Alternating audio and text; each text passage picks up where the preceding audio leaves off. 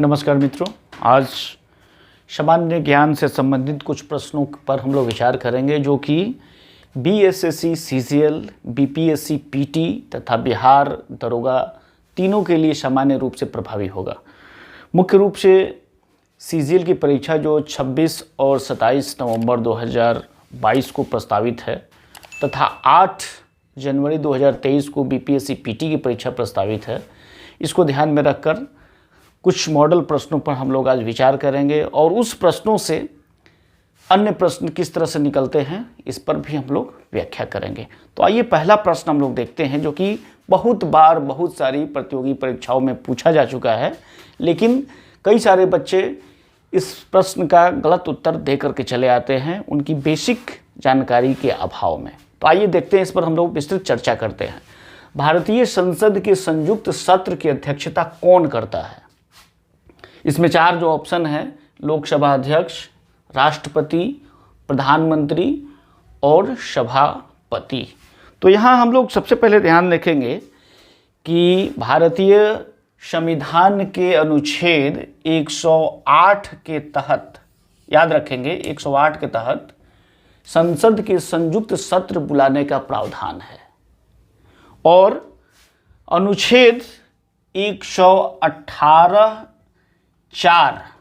के 4 के तहत संसद के लोकसभा अध्यक्ष को यह अधिकार है कि संयुक्त जो सभा होगी उसकी अध्यक्षता करेंगे।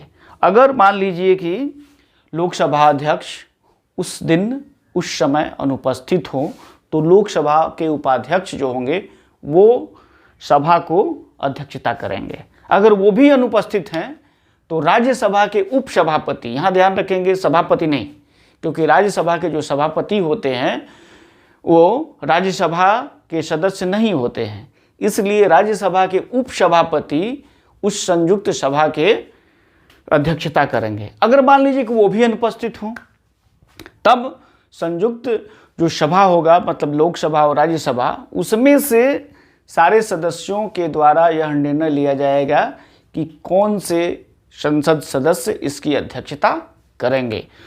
तो इसका सही उत्तर क्या होगा? लोकसभा अध्यक्ष। भारतीय संसद के संयुक्त सत्र की अध्यक्षता कौन करेंगे? तो लोकसभा के अध्यक्ष करेंगे अनुच्छेद 118(4) के तहत। और बुलाया किस के तहत बुलाया जाता है? तो 108 के तहत। बुलाने का अधिकार किसको है? तो वो है राष्ट्रपति जी को है कि संयुक्त सत्र को बुलाने का अधिकार राष्ट्रपति को है, लेकिन अध्यक्षता कौन करता है? लोकसभा के अध्यक्ष करते हैं।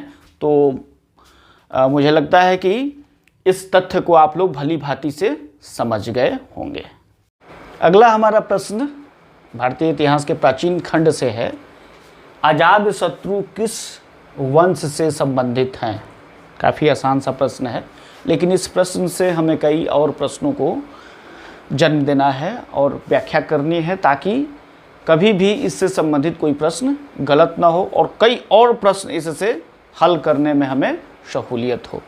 तो इस प्रश्न के 4 जो ऑप्शन है वो हर्यक वंश, मौर्य वंश, गुप्त वंश और वर्धन वंश है। तो इसका सही उत्तर हर्यक वंश है। हम सभी जानते हैं कि जब मगध में राजवंश की स्थापना शुरू हुई तो उसमें सबसे जो पहला राजवंश था वो हर्यक राजवंश था और उसके पहले जो राजा थे वो बिंबसार थे। कौन थे? बिंबसार। याद रखेंगे हम लोग बिंबसार। और बिंबसार 544 बीसी में राजा बने।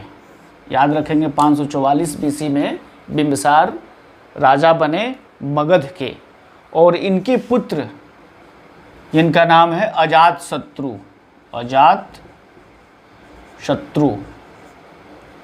अजातशत्रु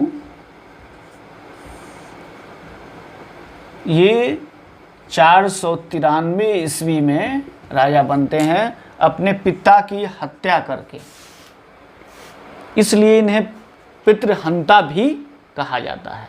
पुनः जब इनके पुत्र उदयन होते हैं उदयन, तो ये भी अपने पिता की हत्या करते हैं और ये उसके बाद राजा बनते हैं। तो इस तरह हर्यक वंश में हम देखते हैं कि इसकी स्थापना बिंबिसार ने किया। बिंबिसार 544 बीसी में बिंबिसार इस वंश की स्थापना करते हैं। लगभग 52 वर्षों तक यह राजा के रूप में अपना काम करते हैं और उसके बाद इनके पुत्र अजातशत्रु के द्वारा इन्हें हत्या कर दी जाती है। इनकी अजातशत्रु 493 बीसी में राजा बनते हैं। पुनः उनके पुत्र के उदयन के द्वारा उनकी भी हत्या कर दी जाती है। इस प्रकार इस वंश को ही पितृहंता वंश कहा जाता है। यहाँ एक बात और याद करने वाली बात है कि यही उदयन ने पटना शहर की स्थापना की थी। उस समय पाटलिपुत्र इसका नाम था। धन्यवाद। अगला प्रश्न हमारा है कि मनुष्य के सुनने की क्षमता क्या है, और आपके जो ऑप्शंस हैं वो है 20 हर्ट्ज से कम, 20,000 हर्ट्ज से अधिक, और 20 हर्ट्ज से लेके 20,000 हर्ट्ज तक, या सभी। तो सबसे पहले तो हम समझते हैं कि हर्ट्ज क्या है। हर्ट्ज एसआई मात्रक है आवृत्ति का। आवृत्ति का मतलब ये होता है कि एक सेकंड में ध्वनि तरंगों की संख्या। जैसे ध्वनि तरंग ऐसे होता है, तो एक सेकंड में जितनी ध्वनि तरंगें उत्पन्न होती है उसी को आवृत्ति कहा जाता है। तो इसका सही उत्तर है 20 हर्ट्ज से लेकर के 20,000 हर्ट्ज तक के ध्वनि तरंग को कोई भी मनुष्य आसानी से सुन सकता है। इस श्रेणी को ही कहा जाता है श्रव्य ध्वनि तरंग या फिर ऑडिबल ध्वनि तरंग। इससे कम अर्थात कि 20 हर्ट्ज से जो कम ध्वनि तरंग होता है उसको अवश्रव्य कहा जाता है। याद रखेंगे मित्र, अवश्रव्य, ठीक है। और 20,000 हर्ट्ज से अधिक ध्वनि तरंग को पराश्रव्य कहा जाता है। पराश्रव्य, याद रखेंगे, 20 हर्ट्ज से कम को अवश्रव्य तरंग और 20,000 से अधिक ध्वनि तरंग को कहा जाता है पराश्रव्य तरंग। चमगादड़ जो होता है अपने पंखों से, अपने जो उनके पंख होते हैं उससे 1,00,000 हर्ट्ज तक ध्वनि तरंग उत्पन्न करते हैं तथा उसको सुनते हैं, अर्थात वे पराश्रव्य तरंग को सुन सकते हैं। इसी तरह कुत्ता और बिल्ली जो है वो 20 हर्ट्ज से कम ध्वनि तरंग को भी सुन सकते हैं, अर्थात 20 हर्ट्ज से कम मतलब कि 5, 10, 7, 8, 9, 15, 17, 18 तक ध्वनि तरंग का जो श्रेणी है उस श्रेणी को भी वो सुन सकते हैं, अर्थात पराश्रव्य अवश्रव्य तरंग को वो सुन सकते हैं। नेक्स्ट प्रश्न हमारा है कि दक्षिण अमेरिका के घास के मैदान को क्या कहते हैं, और आपके ऑप्शंस दिए हुए हैं pampas, prairies, downs, weld, taiga. तो याद रखेंगे हम लोग कि दक्षिण अमेरिका में जो एक पर्वत श्रेणी है जिसको कहा जाता है एंडीज पर्वत श्रेणी, और उसके जो तराई भाग है उसी को कहा जाता है पंपास। तो इस प्रश्न का उत्तर क्या होगा, सही जो विकल्प होगा वो पंपास होगा। और जो दूसरा विकल्प दिया है जैसे प्रेयरीज है, ये उत्तर अमेरिका, इसको याद रखेंगे हम लोग उत्तर अमेरिका। डाउन्स का संबंध कहाँ से है, याद रखेंगे ऑस्ट्रेलिया से, ऑस्ट्रेलिया से है।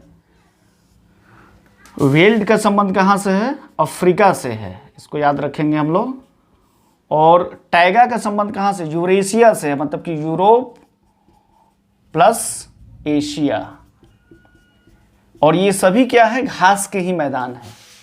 इसको हम लोग याद रखेंगे कि दक्षिण अमेरिका के घास के मैदान को क्या कहते हैं, तो इसका सही उत्तर पंपास हुआ। एंडीज पर्वतमाला के तराई भाग हैं। इसी तरह प्रेयरीज जो है वो उत्तर अमेरिका का घास का मैदान है। डाउन्स जो है वो ऑस्ट्रेलिया के घास के मैदान है। वेल्ड जो है अफ्रीका के घास के मैदान है। टैगा जो है यूरोप और एशिया के घास का मैदान है। इसको याद रखेंगे, ये बहुत ही परीक्षा उपयोगी सामग्री है। अगला हमारा प्रश्न है कि रेड क्रॉस का मुख्यालय कहाँ पे है। बहुत आसान सा प्रश्न है कि रेड क्रॉस का मुख्यालय कहाँ है। आपके ऑप्शंस दिए हुए हैं लंदन, पेरिस, जिनेवा, वियना। तो इसका उत्तर आप सभी को मालूम होना चाहिए। इसका उत्तर कहाँ है? जिनेवा है। जिनेवा मतलब कि स्विट्जरलैंड। यहाँ 2-3 चीज़ों को हम लोग को याद रखना जरूरी है। रेड क्रॉस की स्थापना 1863 ईस्वी में हुआ था। इसको हम लोग याद रखेंगे। 1863 में किसने किया था? तो हेनरी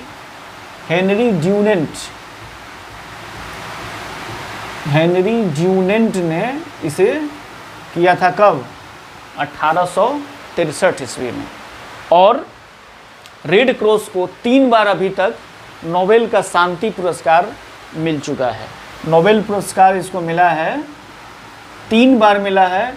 1917 ईस्वी में मिला है, 1944 ईस्वी में मिला है और 1963 ईस्वी में भी मिला है इसे। 1963 ईस्वी में।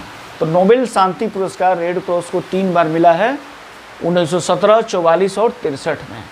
और एक बात और इसमें याद रखेंगे कि रेड क्रॉस दिवस जो होता है वो 8 मई को मनाया जाता है। 8 मई को हेनरी ड्यूनेंट का जन्मदिन के उपलक्ष्य में रेड क्रॉस दिवस मनाया जाता है। तो रेड क्रॉस से संबंधित इतने सारे प्रश्नों को अपने ध्यान में रखेंगे कि रेड क्रॉस का मुख्यालय तो जिनेवा में है, ठीक है, स्विट्जरलैंड की जिनेवा में है। रेड क्रॉस की स्थापना कब हुई थी? तो 1863 ईस्वी में हेनरी ड्यूनेंट के द्वारा की गई थी। रेड क्रॉस को 3 बार नोबेल पुरस्कार मिला है, 1917 ईस्वी में, 1944 ईस्वी में और 1963 ईस्वी में। रेड क्रॉस दिवस कब मनाया जाता है? तो 8 मई को प्रत्येक वर्ष रेड क्रॉस दिवस मनाया जाता है। अब अगले प्रश्न की ओर चलते हैं। बिहार का राजकीय फूल कौन सा है? तो ये भी सामान्य सा प्रश्न है। यह BSSC CGL तथा बिहार दरोगा के लिए उपयोगी है। BPSC PT में भी इस तरह के प्रश्नों को पूछा जाता है। तो इसका सही उत्तर क्या है? गेंदा है। याद रखेंगे मित्र कि बिहार का राजकीय फूल क्या है? गेंदा है। यहाँ 2-3 चीज़ों को और याद रखना जरूरी है कि राजकीय पक्षी कौन सा है? तो गौरैया है। बिहार का राजकीय पक्षी गौरैया है। बिहार का राजकीय पशु कौन सा है? तो बैल है। इसको याद रखेंगे, बिहार का राज्य याद रखेंगे। और इस तरह से अगर हम लोग प्रश्नों को व्याख्या करते हुए पढ़ेंगे तो हमारे BSSC CGL, बिहार दरोगा, BPSC PT सभी के लिए सामान्य रूप से लाभकारी होगा।